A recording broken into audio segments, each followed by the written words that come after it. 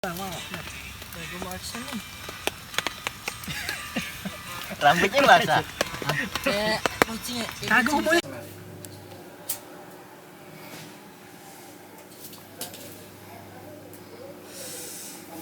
Yoi, salam friend.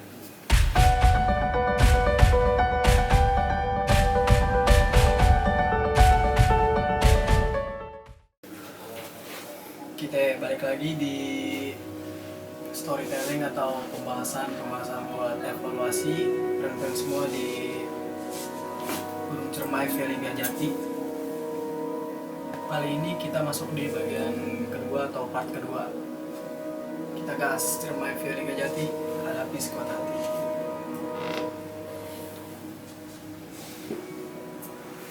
Ya, jadi kemarin gue bahas lagi sampai di di perjalanan yang udah mulai nanjak, terus tiba-tiba juga cuaca berganti labil dari cerah ke kabut, terus akhirnya hujan turun kan. Itu kita lagi di perjalanan menuju Kondang Amis, menuju kuburan kuda. Dari Kondang Amis ke kuburan kuda kita kena hujan di situ. Jadi kita kena hujan. Singkat cerita, kita seperti yang gue bilang, nyiapin semua bahan yang harus segera dilapisi sama jas hujan supaya nggak kena air dan nggak basah. Kita balut semua, dan di sini ada satu kendala nih. Di sini ada satu kendala yang dimana itu pas kita udah rapi semua, udah kawan-kawan udah pakai jas hujan kan, itu tiba-tiba Black Boy ini bilang ke gua kalau misalkan jas hujannya jatuh gitu. Menurut gue ini kekonyolan yang gimana ya, kok bisa jatuh gitu kan di dalam gitu, kok bisa atau gimana gitu, gue gak ngerti juga. Mungkin gara pas dia lagi bongkar keril terus jas hujannya itu jatuh. Akhirnya gue mencari solusi untuk menggunakan trash bag atau plastik sampah ini. Menurut gue ya solusi yang bodoh, tapi gimana ya, karena pada saat itu tuh kita punya trash bag yang yang nggak terlalu besar dan tubuh si Black Boy ini gempal gitu. Jadi untuk dipaksakan masuk ke dalam trash bag, tubuhnya ya otomatis membuat si trash bag ini sobek gitu dan press banget lah gitu. Akhirnya kan carrier nggak bisa masuk, dan carrier juga nggak ada rain cover, dan ini menurut gua nggak bisa. Jadi gua memutuskan untuk membuka salah satu flashseat dari dalam carrier, dan akhirnya Black Boy menggunakan flashseat sepanjang perjalanan ke kuburan kuda tuh, pakai flashseat modalnya dipaungin gini, dia bawa jalan terus. Itu bikin bikin mengalihkan pandangan sih jadinya gitu kan. Trek itu naik terus tuh, jadi kayak ketutupan sama flashseatnya gitu. Menurut gue ini jadi bahan evaluasi juga nih. Di sini kita mulai bahas evaluasi atau kesalahan yang bisa dibenarkan ketika friend sendiri mau naik ke Cermai Valley Gajati atau mau naik ke gunung-gunung manapun ya kan. Kita yang pertama, jas hujan memang sepele, tapi ini bagian yang paling penting gitu, karena nggak stabil itu cuaca di gunung, mau nggak mau itu kita harus butuh jas hujan atau poncok lah atau apalah gitu yang bisa melindungi dari air dan bisa membalut tubuh kita gitu. Tapi jangan yang melibatkan, jangan yang membuat sulit diri kita gitu. Tapi lebih baiknya sih jas hujan. Nah, akhirnya kita lanjut jalan kan, setelah kita menemukan solusi dari Black Boy, kita lanjut jalan ke kuburan kuda. Singkat cerita di situ aman, walaupun banyak yang kepleset juga, jatuh juga karena kondisi licin. Akhirnya kita sampai di kuburan kuda. Singkatnya itu kita langsung, ya namanya udah hujan, terus perut udah lapar juga kan, kita mau break untuk ngisi energi lagi, kita mau istirahat untuk ngisi energi. Ada yang ngopi-ngopi lah pokoknya kan, buat ngisi tenaga lagi biar kita bisa lanjut jalan ya. Jadi kita istirahat di kuburan kuda, kita masak, kita buat makanan yang lumayan berkarbohidrat lah pokoknya, termasuk nasi juga kita buat di situ, walaupun agak lama, tapi ya itu emang nasi harus kita makan gitu karena kondisi juga udah dingin. karena banyak karena apa namanya, banyak pakaian yang basah gitu, walaupun udah kena walaupun udah pakai jas hujan juga. Jadi daripada dingin terus perut kosong atau kurang karbohidrat gitu, jadi kita mau nggak mau ya harus masak nasi gitu untuk makan, supaya kita bisa nambah karbohidrat dalam diri kita, terus bisa apa namanya, tubuh kita bisa membakar kalori jadi menghasilkan panas gitu, jadi kita nggak kedinginan, mencegah gejala-gejala hipol atau kemungkinan terburuk yang ada di ketinggian gitu. Nah, kita kan selesai makan nih, akhirnya kita selesai makan terus lanjut naik ke atas. Belum terlalu jauh dari kuburan kuda, itu ada salah satu kawan kita yang meminta untuk dia buat turun ke base camp gitu. Dia udah nggak kuat. Kita udah berusaha yakinin bahwa ini bentar lagi, ayo gitu ya kan. Tapi dia bilang, oh gue nggak kuat cok, daripada kenapa-napa gue takut ngerepotin lu gitu, gue udah kedinginan, gue takut sama dinginan, gue nggak tahan dingin gitu. Dia sih bilangnya kayak gitu, gue udah nggak tahan kedinginan. Akhirnya kebetulan ada pendaki dari atas yang turun juga, terus bilang itu gue bareng sama masnya tuh yang turun. Akhirnya di situ kita ngoper barang dulu, ada barang tim nggak yang sama lu gitu, air nih paling sama ini nih, trekking pole mau lo pakai nggak? Gue bilang trekking pole pegang aja deh, udah nggak apa lo pegang aja. Nah akhirnya air yang di tasnya Parel itu, yang turun ini namanya Parel gitu, akhirnya yang air di tasnya Parel itu dioper ke kita. Ditut bilang, keep aja satu, barangkali buat cadangan, buat turun air gitu. Nggak usah, udah bawa aja dua-duanya gitu kan, di tasnya dia ada 2 air. Oh ya udah, akhirnya turun. Si Farel pamitan untuk minta turun dan menyemangati kita juga untuk tetap terus, ayo lanjut terus pasti bisa gitu kan. Akhirnya gue bilang ke dia hati-hati, gue bilang juga mas titip teman saya turun sampai base camp, deal semua beres, oke. Farel turun, kita lanjut. Nah di sini perjalanan mulai kembali lancar jaya gitu, tapi apa ya, ada beberapa kendala sih memang. Di situ ada beberapa kawan yang mengambil resiko untuk membuka bajunya, karena ketimbang harus pakai baju basah-basah dia merasa lebih dingin gitu. Jadi ada yang buka bajunya, ada yang buka celananya, terus cuma pakai jas hujan atau cuma pakai ponco. Dan gua di sini pun termasuk orang yang buka sepatu, jadi gua ganti sama sendal.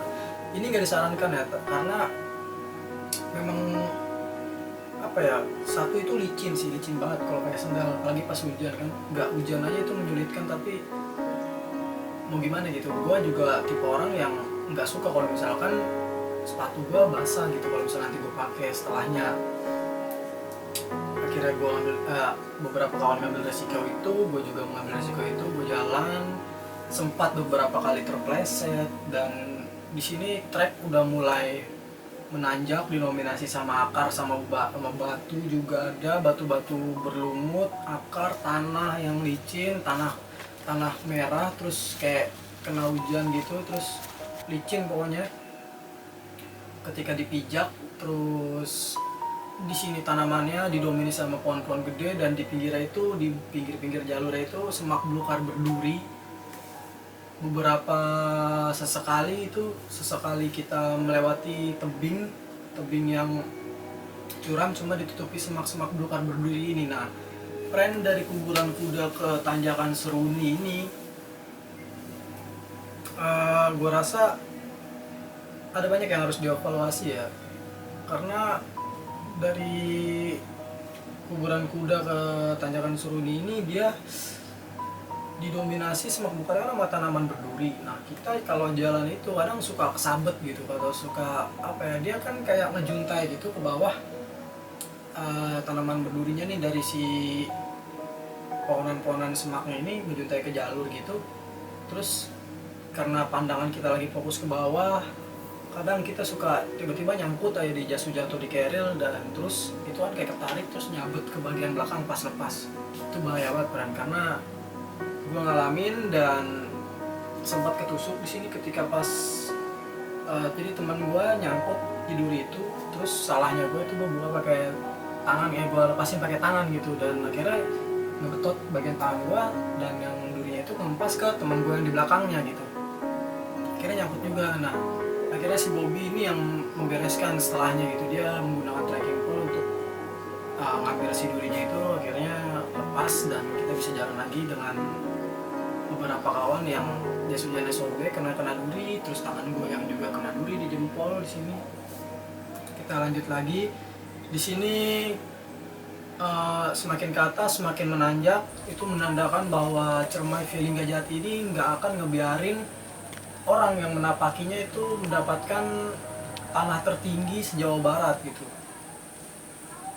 Gua aja itu di situ sempat mengalami beberapa kendala, kayak kepleset aja itu sering banget, Bren.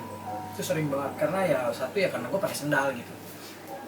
Dan teman gue pun ada yang nyeker di situ karena saking licinnya dia nggak tahan gitu, dan menghindari sepatunya basah juga. Kita terus jalan, semakin menanjak, semakin masuk ke dalam hutan, semakin tinggi. Terus pada akhirnya hujan ini mulai mereda gitu, berganti sama gerimis-gerimis kecil, sama air-air yang sisa-sisa hujan yang terkena daun terus jatuh ke kita, ke bawah gitu, terkena kita. Mulai mereda semuanya, akhirnya itu dengan kondisi jas hujan masih kita pakai, kita terus jalan. Akhirnya di sini ada satu tim yang memutuskan, di sini akhirnya tuh ada satu orang yang memutuskan untuk membagi beberapa orang untuk nge-push gitu ke atas, untuk apa sih namanya, untuk ibarat itu untuk nyari lapak tenda gitu, bukan sengaja meninggalkan, tapi untuk kita buat segera membangun tenda duluan di sana gitu. Di sini kita berkonsultasi siapa yang akan melakukan itu, dan ternyata harapan ada di Rizky sama Black Boy. Akhirnya Rizky sama Black Boy dia naik ke atas, dia udah bawa preparean kan, tenda juga udah ada di Rizky, alat masak segala macam, tenda satu ada di Rizky. Akhirnya kita Rizky sama Black Boy nyari lapak tenda ke atas duluan, yang di bawah biar kita nanganin gitu sama teman-teman yang lain. Naik belum sampai berapa jam atau belum ada 30 menit deh kayaknya kalau salah waktu itu gue udah lihat lagi Black Boy sama Rizky di depan, dia berhenti. Ternyata kendala dia lupa bawa air. Di antara dua orang itu dia nggak bawa air. Black Boy udah kehausan, dia sampai minum air hujan tuh, katanya dia tadahin pakai gelas gitu, terus dia minum air hujan itu saking kehausannya dia kan waktu itu. Akhirnya dia mutusin buat Kam, lu aja yang naik sama Rizky, dia nge-push buat nyari lapak tenda di Batu Lingga. Karena waktu itu tujuan kita masih Batu Lingga kan, gua masih buat nyari lapak tenda di Batu Lingga. Gue bilang oke, kalau kayak gitu emang lu kenapa bagus banget katanya gitu. Oke, kalau gitu gue yang nge-push. Akhirnya kita rubah formasi di sini, gue yang naik ke atas sama Rizky untuk nge-push untuk nyari lapak tenda dan masak. Sisanya ada di bawah gitu bareng sama Bobby dan kawan-kawan yang lain. Nah, di sini gue udah misahkan ceritanya sama rombongan. Gue udah berdua jalan sama Rizky. Gue ngelihat keadaan trek ini semakin ke atas semakin sulit. Dan tadi pas di bawah sebelum gue pisah itu gue sempat melihat beberapa raut wajah muka kawan-kawan gue yang memang udah udah kayak hampir menyerah, putus asa gitu lah pokoknya. Kayak ini berat banget gitu, kayak wah pokoknya gokil memang itu. Tapi gue melihat kondisi yang semakin ke atas tuh semakin begini. Tadinya gue optimis untuk menyemangati mereka yang tadinya udah putus asa. Gue melihat kondisi trek setelah berpisah sama rombongan, ternyata ini tuh trek punya semakin membuat gue, pikiran gue tuh kemana-mana tuh, aduh bisa atau enggak ya mereka atau gimana gitu ya kan, macam campur aduk lah pokoknya. Tapi Rizky tetap ngajak gue buat terus nanjak, sampai akhirnya kita nemu plang di situ, kayak di situ tuh pasti kalau sebelum nyampe antar pos itu ada kayak plang tanjakan Seruni berapa ratus meter lagi gitu. Nah kita nyampe di situ, kita istirahat sebentar untuk megang dengkul dan nggak duduk. Akhirnya Rizky ngajak jalan lagi, ayo kita gas lagi karena emang udah waktu itu udah nunjukin 2:30 itu udah hampir jam 2:30. Kita lanjut lagi ke atas, kita cari di mana tanjakan Seruni posnya kan, kita naik lagi terus sempat beberapa kali gue kepleset lagi karena gue nggak pakai sepatu kan.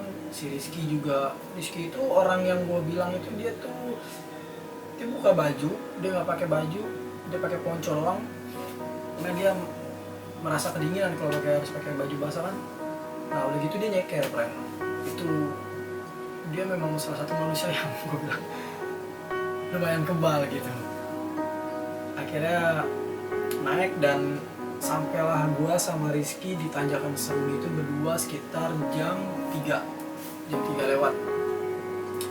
Gue nyampe sama Rizky. Nah tapi gue di sini sempat lihat jam kan jam 3. Gue pikir target pos kita itu Batu Lingga dan gue orang nggak tahu seberapa lama lagi bakalan nyampe di Batu Lingga kan. Akhirnya gue berdiskusi dulu sama si Rizky, gimana mau di sini aja atau enggak. Terus si Rizky minta untuk naik gitu, coba aja dulu naik lagi ke atas bisa sampai atau enggak, kan. Pas gue lihat memang sih di tanjakan Seruni itu ada yang ngecamp dan gue kan buat 3 tenda kapasitas 4 ya. Gue rasa itu udah nggak muat gitu, buat gue bangun tenda di situ. Terus ya udahlah karena emang udah nggak ada lapak juga, coba gua buat naik ke atas untuk ngejar Batu Lingga. Di tengah perjalanan tuh gua sempet salto tuh, anjir, jatuh kepleset kan. Jadi koreng di sini, karena gua emang kayak kebalik gitu karena saking licin terus nanjak, jadi kayak salah pijak kebalik gitu. Tetap lagi dibangunin sama Rizky. Nah abis gue kepleset, gue agak naik sedikit, gue ketemu orang nih, dia turun. Dia nanya, pertama dia negor dulu, mas, yo. Nah si Rizky yang nanya kan, kira-kira kalau ke Batu Lingga itu berapa lama lagi ya mas? Nah di sini nih yang bagian ini nih yang membuat gue berpikir nih, karena si mas ini bilang, waduh, kalau ke Batu Lingga ya paling sih santai-santainya jam 8 lah atau jam 7 mas gitu, kata mereka. Gue langsung sontak, wah berarti kena malam dong ya kan, dengan kondisi yang licin, hujan memang udah gerimis, udah hujan pun udah reda gitu, udah kayak gerimis kecil dong. Tapi masalah kondisi trek dan kita bawa beban gitu di punggung, harus kena malam pula, kayaknya nggak bisa gitu. Terus gue nanya, emang masnya ngecamp di mana? Dia bilang dia di tanjakan Seruni.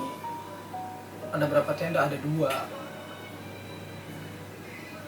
Gue berpikir sama Rizky, wah kalau gitu berarti kita turun aja Ki gitu. Kita tungguin masa bongkar tenda, terus kita ngecamp di situ. Kayak dengan perasaan menyesal gitu Rizky karena nggak bisa nyampe ke Batu Lingga. Akhirnya ya udahlah, kita turun ke bawah lagi, ke tanjakan Seruni lagi. Nah di situ akhirnya gue lepas keril gue lepas tas gue, Rizky lepas kerilnya.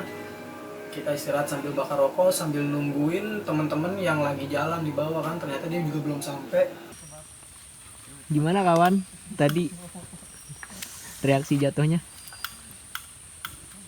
Pokoknya kayak atraksi sirkus yang membuat semua kekacauan di bagian sini.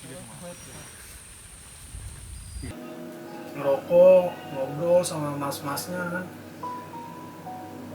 Abis itu tim yang di bawah ini sampai jam 4. Mereka sampai jam 4 di tanjakan Seruni. ya lumayan lah, terpaut 1 jam. Pas gue sampai terus gue udah naik lagi ke atas terus turun kan, terpaut 1 jam lah. Dia sampai, mereka dengan tampang lelah, dengan muka raut wajah yang lelah gitu, yang sudah hampir frustasi dengan melihat Plang masih di tanjakan Seruni gitu. Tapi gue bilang sih akhirnya kan, udah kita nge-camp di sini aja karena ke Batu Lingga ini masih jauh. Gue jelasin kalau masih sekitar berapa jam ya, jam 7 jam 8 baru kita sampai gitu. Ya mereka sontak kayak gue gitu, anjir kena malam gitu, kayak dalam hatinya mungkin kayak gitu ya, tapi gue ngeliat muka raut wajah mereka kayak agak tersentak gitu ya. Akhirnya gue mutusin buat camp di situ di tanjakan Seruni. Nah gue camp kan si Mas ini lagi beres-beres tenda ya, jadi gue nggak bisa langsung diri tenda karena nggak muat lapaknya. Jadi gue ngerokok dulu, ngobrol, bercanda-canda deh tuh ya kan, saat bercanda.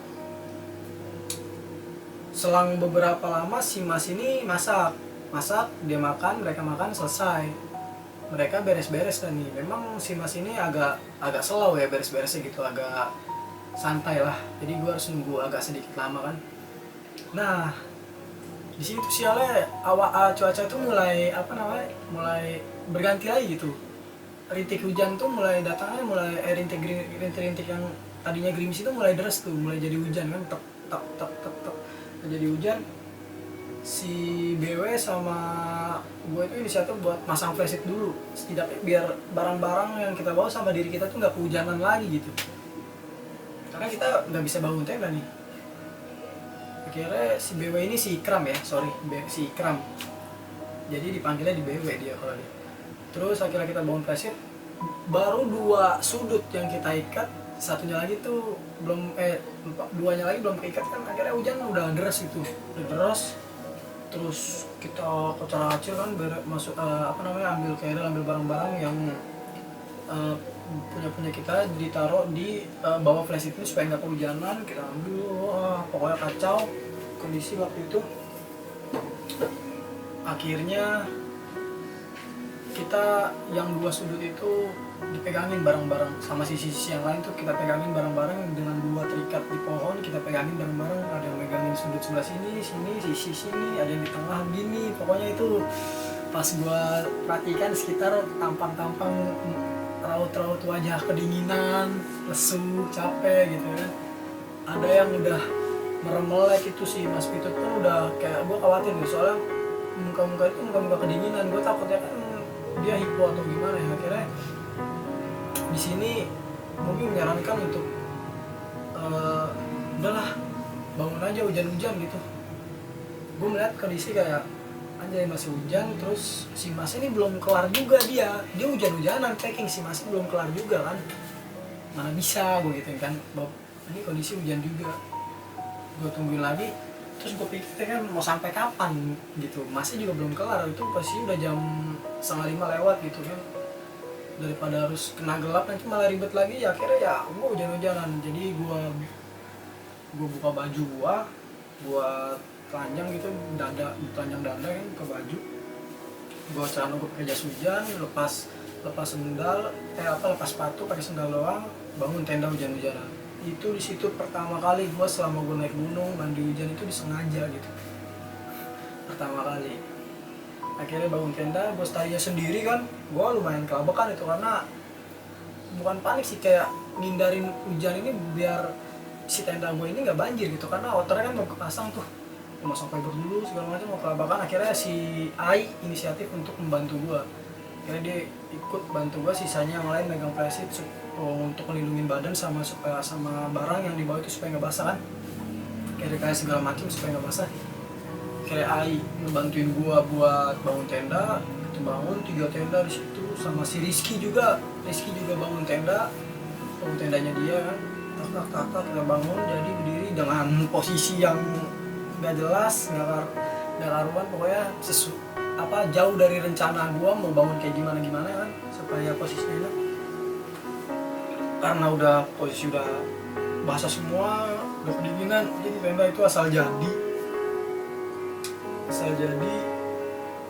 tenda jadi, kita masukin semua barang, hujan mulai reda lagi tuh. Jadi kayak seakan memang sudah hampir gelap sih, hujannya redanya itu udah hampir gelap gitu. hujan reda lagi, akhirnya kawan-kawan semua beres-beres, ngelapin yang basah, ngelapin matras yang basah buat dimasukin ke tenda kan. Gue juga termasuk orang yang mau jadi tuh, baju yang gue lepas itu gue gunain buat ngelap alas tenda ini tuh di dalam. Gue lap, gue peras gitu kan.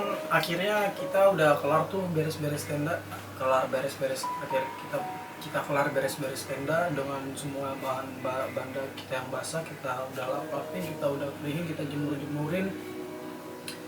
Akhirnya kita sampai, cuaca yang tadinya langit yang tadi terang udah berganti ke gelap.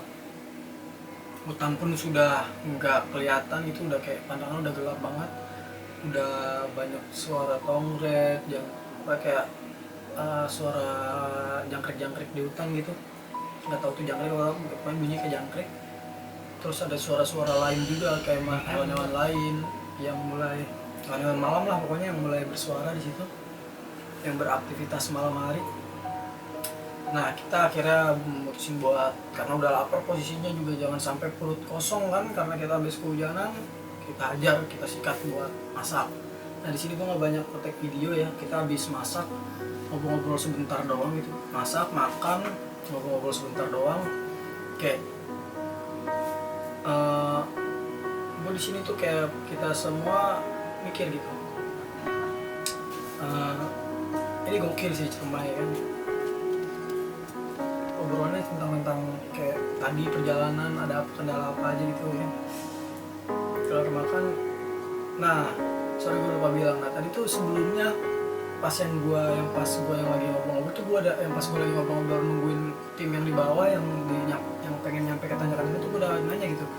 Kira-kira kalau summit itu jam berapa kalau dari sini kan? Gue tanya sama ke tim yang udah naik ke puncak terus turun itu. Dia bilang, saya sih summit jam 2, nyampainya jam berapa? Jam 12. Mereka bilang kayak gitu, saya summit jam 2 malam, jam 2 pagi, nyampainya jam 12. Cuma mereka bilang itu sih karena banyak istirahat, santai lah gitu. Terus gue lanjut lagi kan, ceritanya setelah gue makan, gue ngobrol-ngobrol, nah gue nanya, gimana? Mau summit atau enggak?